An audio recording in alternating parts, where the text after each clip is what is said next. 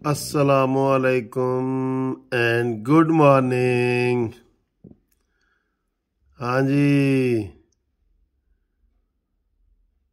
कैसे हैं? खैरियत है? ठीक है। चाय का कलर कैसा लग रहा है आपको? मस्त।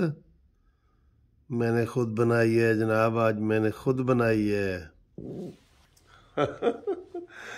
ये जनाब बेड टी है और मैं इस वक्त बेड पे बैठा हूँ, देख लें आप ये। ठीक है जी। तो आज संडे है, हैप्पी संडे है, बल्कि हैप्पीएस्ट संडे है, क्योंकि आज मेरी सालगिरह है, 8 जनवरी है। माशाल्लाह, थैंक्स गॉड। अल्लाह ताला ने हमें पैदा किया, फिर इतना मौका दिया कि हम उसको सेलिब्रेट करें। ये थैंक्स गॉड होता है। थैंक्स गिविंग जो मैंने बताया था ना आपको, थैंक्स गिविंग मनाते हैं अमेरिका वाले, बरतानिया वाले। हम थैंक्स गॉड डे मनाएंगे इंशाल्लाह इसको। ठीक है जी।